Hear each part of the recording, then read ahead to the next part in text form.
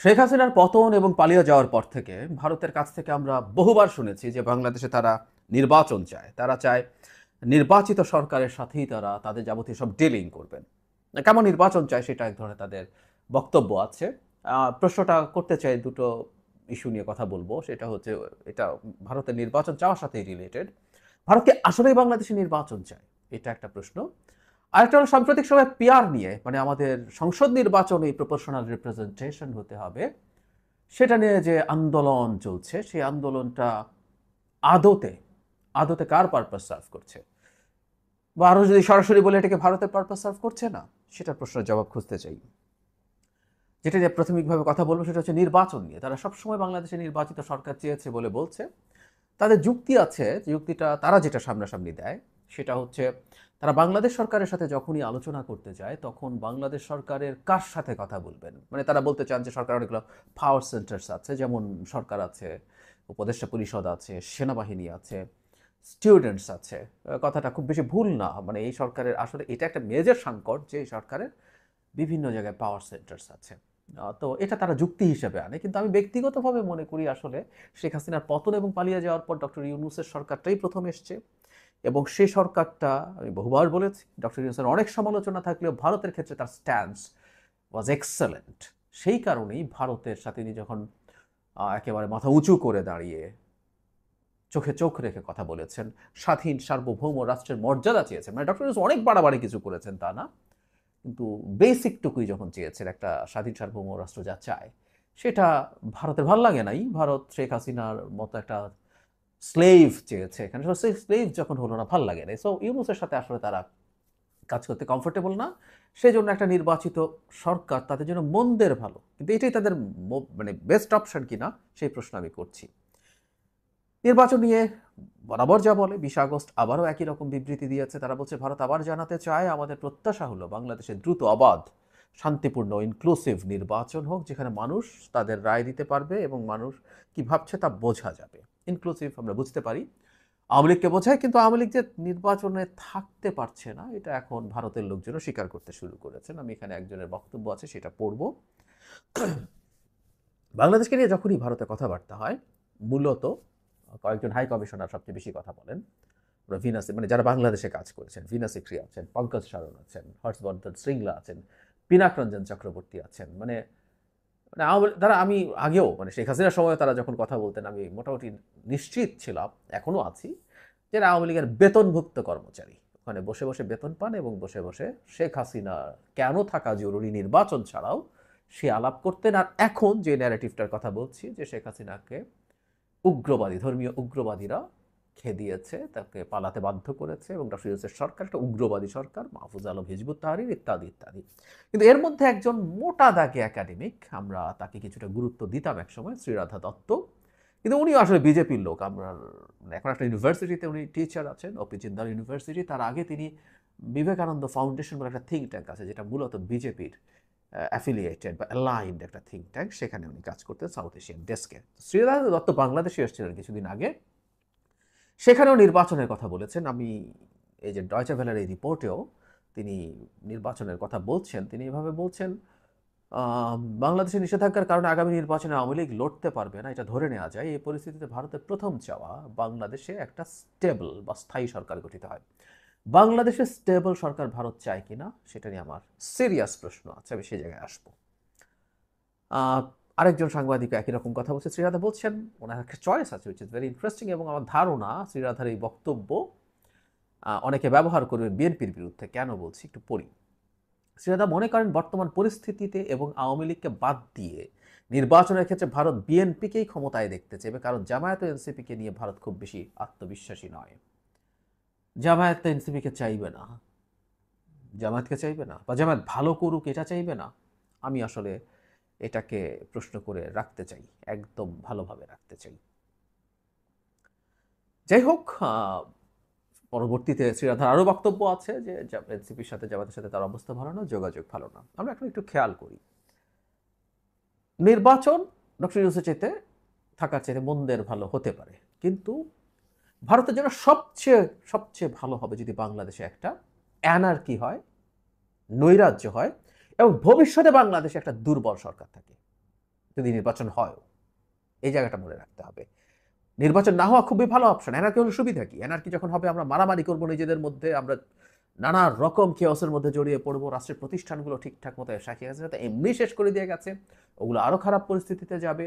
এর মধ্যে আওয়ামী লীগ ঢুকবে, আওয়ামী লীগের টাকা আছে, আওয়ামী লীগের কিছু লোকজন আছে, তারা নামবে, ভারতের এজেন্সি নামবে, নেমে এমন কেওস তৈরি করতে পারে, সেই কেওসের মধ্যে খুবই সম্ভাবনা আছে সংখ্যালঘু না বলে স্পেসিফিকলি হিন্দু বলা দরকার, কারণ ভারত মূলত হিন্দুদের জন্যই কনসার্ন।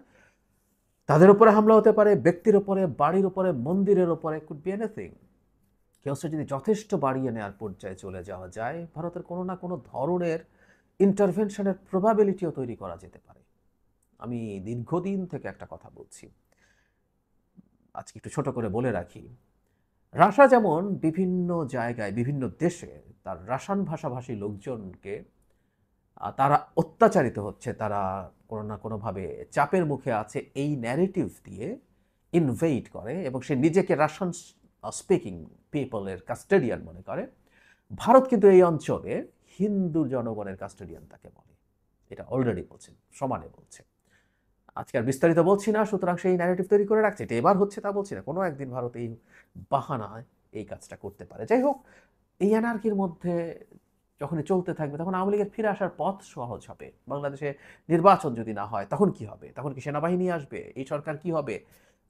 অসংখ্য অসংখ্য ইস্যু তৈরি হবে এবং মানুষ বিরক্ত হয়ে একটা পর্যায়ে আওয়ামী লীগের প্রতি তার সিম্প্যাথি ফিরে আসবে, যে ও দুর্নীতি করুক, 2 নম্বরই করুক, নির্বাচন নষ্ট করুক, যাই করুক, স্টেবিলিটি দিয়েছে। কারণ আনস্টেবল অবস্থা থাকার চেয়ে খারাপ কোনো কিছু স্টেটের জন্য হয় না। সো ভারত এটা আওয়ামী লীগকে ফিরিয়ে আনার জন্য আনস্টেবল অবস্থা থাকা ভারতের জন্য সবচেয়ে ভালো। সিরাজে যে বলছেন জামায়াতে ইসলামী চাইতে বিএনপি হওয়া ভালো হবে, আমি মনে করি না। মানে জামায়াতে ইসলামী নির্বাচিত হলে ভারতের বিজেপির, বিশেষ করে ভারতের বলছি না, বিজেপির বেশ লাভ আছে। অন্তত না জিতলেও তাদের যদি সিগনিফিক্যান্ট নাম্বার অফ সিটস পায়, সেটাও তাদের ন্যারেটিভের জন্য খুব সুবিধা, যে বাংলাদেশে ধর্মীয় উগ্রবাদ মাথার যারা দিচ্ছে, এটা তাদের ডোমেস্টিক পলিটিক্সের জন্য খুব বড় সুবিধা হবে এবং ইন্টারন্যাশনালিও সরকারকে চাপে ফেলার জন্য খুব ভালোভাবে কাজ করবে। বাংলাদেশের সীমান্তবর্তী যে রাজ্যগুলো আছে সেগুলো তো বটেই, পুরো ভারতের বিভিন্ন জায়গায় রাজনীতির জন্য এটা তাদেরকে সুবিধা দেবে। বিশেষ করে বহুবার বলেছি, পশ্চিমবঙ্গের বিধানসভা নির্বাচন 26 সালের মার্চ এপ্রিলের দিকে হচ্ছে এবং মোদি এই রাজ্যটা তাকে তার জন্য ইগো বানিয়ে ফেলেছেন। গত নির্বাচনের সময় তিনি কোভিড প্রোটোকল ছিল, প্রচণ্ড সমালোচিত হয়েও তিনি প্রায় 20 বার জনসভা করেছেন প্রকাশ্যে এবং তার সবচেয়ে তারপরে যে সবচেয়ে গুরুত্বপূর্ণ পরিচিত যে 2 জন তার দলের, অমিত শাহ এবং যোগী আদিত্যনাথ, দীর্ঘ সময় ওখানে পড়ে থেকেছেন ক্যাম্পেইন করার জন্য, বাট হি ফেইলড। সো এবার তারা চেষ্টা করবেন, এটা তাদেরকে সাহায্য করবে বলে আমি সত্যিই মনে করি। তো জামাত জিতলে ওদের ক্ষতি হবে না। জামাতের এক সময় তীব্র বিরোধী ছিল। আমাদের মনে রাখতে হবে, রাজনীতিতে সেটা ডোমেস্টিক হোক ইন্টারন্যাশনাল হোক, স্থায়ী শত্রু মিত্র আসলে হবে না। স্বার্থ যদি কেউ যদি তার স্বার্থ নিশ্চিত করে, তার পারপাস সার্ভ করে, নতুন ধরনের বন্ধুত্ব হতে পারে। এবার আমি আসছি পিআর এর কথা বলে, মানে সংসদ নির্বাচন বা লোয়ার হাউস, যদি আমাদের আপার হাউস হয় তাহলে সংসদটা এখন লোয়ার হাউস হয়ে যাবে। সেই পিআরটা কেন এবং এটা আদতে ভারতের পারপাস সার্ভ করছে কিনা, আমি প্রায় বলছি যে এটা আসলে একটা বার্গেনিং চিপ।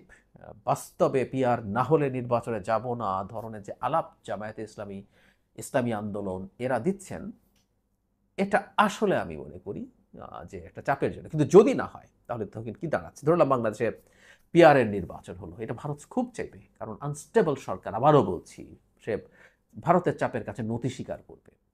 নেপালে পিআর নিয়ে যখন আলাপ হচ্ছে, সামান্য একটা তথ্য অনেকে খেয়াল করেছি এর মধ্যে, মানে এই তাদের নতুন সংবিধানের পর 17 বছরে 13 বার সরকার পরিবর্তন হয়েছে এবং আরেকটা তথ্য, সেটা হচ্ছে সেই সরকারটার মেয়াদ সর্বোচ্চ ছিল সেটা ছিল 3.5 বছরের মতো।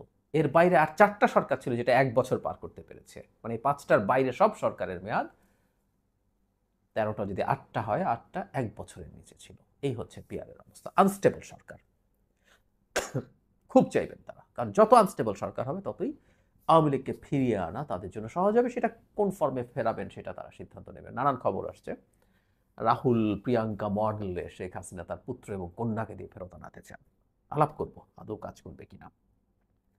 তো এটা একটা ব্যাপার, এটা ধরে নিলাম যে এটা না, কিন্তু এই যে পিয়ারের দাবিতে এখন মাঠে নামা হচ্ছে, এটা যদি শেষ পর্যন্ত গৃহীত নাও হয়, সে সম্ভাবনা আসলে আমি দেখি না। কিন্তু যদি নাও হয়, এই যে মাঠে নামা হলো, কেওস তৈরি হলো, বিএনপির সাথে সংঘাতের মতো পরিস্থিতি তৈরি হলো, এগুলো প্রত্যেকটা আমাদের পলিটিক্যাল পরিবেশটাকে নষ্ট করছে। এটা খুব জরুরি কথা।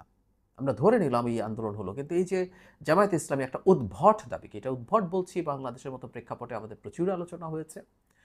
সেটা আমি এটা নিয়ে একটা ভিডিও করেছিলাম। এটা নিয়ে কথা বলতে পারি আবারও, বা ওই ভিডিওটা আমি হয়তো আবার পরে এখানে আপনাদের দিয়ে রাখবো যদি পাই। যাই হোক, তো এইটা চাওয়ার মাধ্যমে বিএনপির সাথে জামায়াতের একটা কনফ্লিক্ট তৈরি হচ্ছে, মেজর কনফ্লিক্ট তৈরি হচ্ছে, শত্রুতার পরিস্থিতি তৈরি হচ্ছে। নির্বাচনের অল্প কয়েকদিন বাকি, এর মধ্যে জামায়াত মাঠে মুভমেন্ট করছে। সো এগুলো দিনের শেষে ভারতের পারপাস সার্ভ করছে, এবং ভারতের এজেন্ডা এখানে আমি মনে করি যে ফুলফিলড হচ্ছে। এটা খুবই অ্যালার্মিং জায়গা। এখন কেউ বলতে পারে জামায়াত ইসলামী কি জেনে শুনে এটা করছে, নাকি তারটা করতে গিয়ে পারপাস সার্ভ হচ্ছে? এই জবাব আপনারাও একটু খোঁজার চেষ্টা করুন। আমি এটুকু বলে রাখতে চাই, কোনো এক সময় কারোর সাথে বিরোধিতা ছিল বা শত্রুতা ছিল বলে সেটা কখনো বন্ধুত্ব হতে পারবে না, সেটা কোনোদিন কেউ তার সাথে অ্যালাইন্ড হতে পারবে, এটা বলা যায় না, এটা হয় না। জামায়াতে ইসলামী ক্ষমতায় যাওয়ার ফাইট করার চিন্তা করছে এখন। 5 আগস্ট পরবর্তী সময় তাদের চিন্তা করাই উচিত। সব দলই করে, কিন্তু জামায়াত এখন অনেক বেশি স্বপ্ন দেখছে, বিশেষ করে ডাকসু এবং জাকসু নির্বাচনের পর, এবার না হোক তার পরের বার। তো তাদেরও আসলে ভারতের এক্সিস্টেন্সকে ইগনোর করে, ভারতের সাথে শত্রুতা লাগিয়ে আসলে ক্ষমতায় যাওয়া থাকা কঠিন হবে। সো জামায়াত ইসলামী সেই চেষ্টা করতে পারে। হোয়াট এভার ইট ইজ, আমি এটুকু অন্তত ইউফেমিস্টিকলিও যদি বলি, সেটা হচ্ছে এই মুহূর্তে লোয়ার হাউসের প্রপোর্শনাল রিপ্রেজেন্টেশন যদি ইমপ্লিমেন্টেড হয়, সেটা ভারতের পারপাস সার্ভ করবে। যদি নাও হয়, তার নামে আন্দোলন করতে গিয়ে যা যা হচ্ছে, তাতে যে কেওস হওয়ার সম্ভাবনা তৈরি হয়েছে, তাতে যে দলগুলোর মধ্যে সম্প্রীতি নষ্ট হচ্ছে, এগুলো প্রত্যেকটা ভারতের পারপাস সার্ভ করে। বাংলাদেশের সবগুলো দল এখন বা আগামী নির্বাচন ঠিকঠাক হওয়ার পরও যদি মারাত্মক সংঘাতে লেগে থাকে, তার বেনিফিট আওয়ামী লীগ এবং ভারতের চাইতে কেউ বেশি পাবে না। এটুকু বোঝার জ্ঞান আমাদের থাকা উচিত।